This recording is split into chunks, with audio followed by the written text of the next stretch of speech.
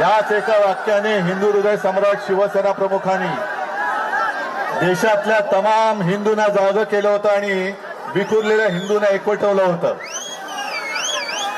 आजही तो क्षण आपल्या डोळ्यासमोर आहे. आपण कट्टर कडवट देशाभिमानी हिंदू आहोत. आम्ही हिंदू भोळे आहोत, भाबडे आहोत, पण मूर्ख नाही आहोत. आपल्या हिंदुत्वाचा गैरफायदा घेऊन जर कोणी मंदिर लुटत असेल तर मी परवाच बोललोय, अब हिंदू माफ नहीं करेगा. या देशाची सत्ता घेताना जय श्रीरामच्या घोषणा दिल्या गेल्या. राम मंदिर वही बनाएंगे. पण तेव्हा शिवसैनिकांनी जेवढं काम केलं मला नाही वाटत दुसऱ्या कोणत्याही पक्षाच्या कार्यकर्त्यांनी ते केलं असेल. मग शिलापूजन असेल तर शिलापूजन केलं, रथयात्रा असेल तर रथयात्रेत सामील झाले, कार सेवा असेल तर अयोध्येत जाऊन कार सेवा सुद्धा केली. अनेक कारसेवकांनी रक्त सांडलं, अनेकांचे जीव गेले. आणि त्याच्यानंतर जे घडलं, जे मुंबई शहराने भोगलं, असं क्वचित एखाद्या शहराने भोगलं असेल. बॉम्बस्फोट झाले, दंगली झाल्या, आणि तेव्हा फक्त एकच देशातलं एकच मर्द उभा राहिला होता हिंदूंच्या पाठी, तो म्हणजे हिंदू हृदय सम्राट शिवसेना प्रमुख माननीय बाळासाहेब ठाकरे. हिंदू भयग्रस्त होता, हिंदू आक्रमित होता, आधार शोधत होता. आणि त्यावेळेला हा शिवसेनेचा भगवा शिवसेना प्रमुखांनी हिंदूंच्या हातात दिला. गैरफायदा घेतला गेला. नको ती लोक सत्ता भोगतायत आणि हिंदू आजही भरडला जातोय. 12 वर्ष होऊन गेली. आज ज्यासाठी आपण मेहनत केली होती ती व्यक्ती पंतप्रधानपदी बसली आणि बसल्यानंतर कट्टर कडवट हिंदुत्ववादी शिवसेनेला नष्ट करण्यासाठी जणू काही अफजल खानी विडा त्यांनी उचलला. काय उचलला? कारण हिंदुत्वाचा गैरफायदा घ्यायचा होता. हिंदुत्वाचा गैरफायदा घेताना फक्त एकच शिवसैनिक असा आहे, एकच शिवसेना देशात अशी आहे की समोर उभी राहून निधड्या छातीने त्यांना प्रश्न विचारू शकेल. काय वातावरण होतं. अयोध्या तो झाकी है, काशी मथुरा बाकी है. आता मला भीती वाटायला लागली, जर ही अयोध्याची झाकी असेल तर काशी मथुरा किती लुटतील. आणि 12 वर्षामध्ये आपलं भगव्याचं सरकार तिकडे आलं असं आम्हाला वाटत होतं, आपल्याला वाटत होतं. हक्काचं सरकार आलं. अटलजी जे बोलले होते, अब हिंदू मार नहीं खाएगा लेकिन हिंदू को लुटने वाली सरकार वहां बैठी है. हे दुर्भाग्य आहे आपलं, हे दुर्भाग्य आहे. आणि हे आरोप मी नाही करत आहे. हे आरोप आता अनेक जण बोलायला लागलेले आहेत.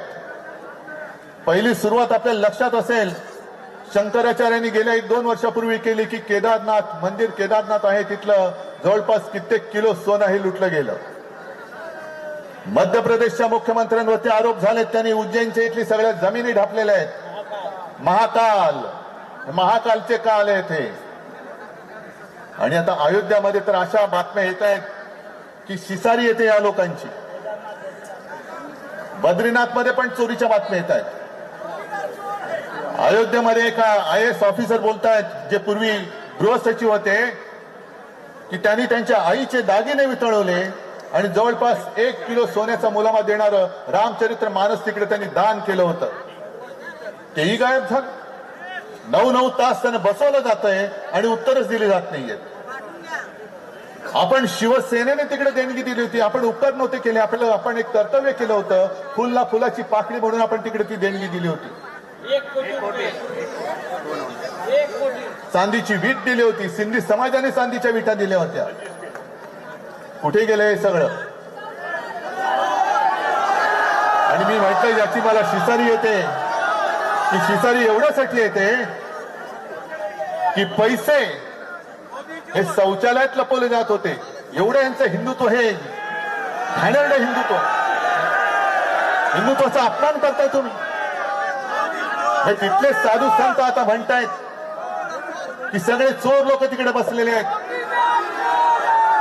आणि एका साधू संतांपैकी एकाचं वाक्य असं आहे कि हम जब मंदिर में दर्शन के लिए जाते हैं तो हमारी लंगोटी भी चेक की जाती है.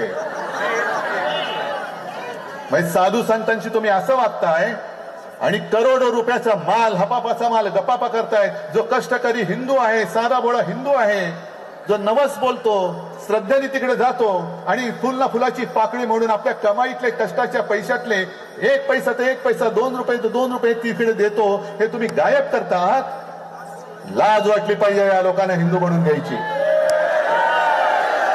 म्हणून मी आज तो परत नारा बुलंद करतोय. जेव्हा हिंदू भीतीग्रस्त होता आणि कोणालाही हिंमत होत नव्हती की हिंदू, मी हिंदू आहे बोलायची, तेव्हा शिवसेना प्रमुख गरजले होते, गर्व से तो हो हम हिंदू है. ते हिंदू तुम्हाला आज पुन्हा जागा करायचंय. हा हिंदू हा काही वेडा नाहीये.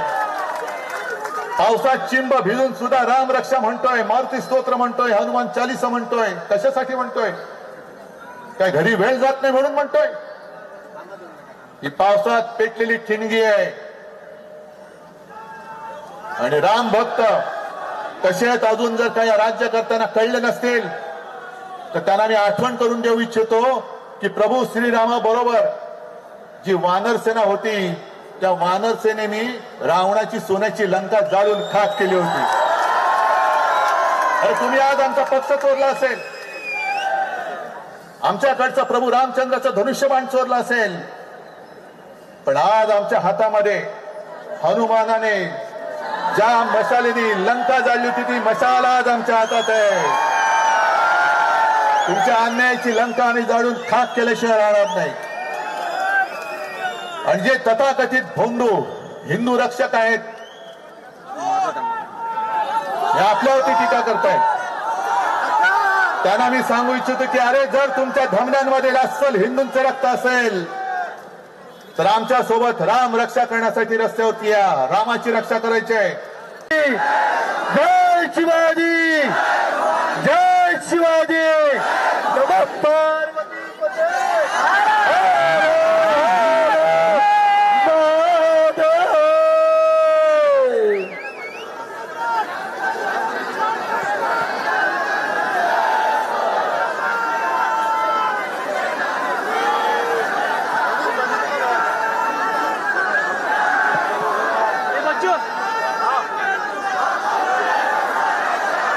जमलेल्या माझ्या तमाम हिंदू बांधवांनो, भगिनींनो आणि मातांनो,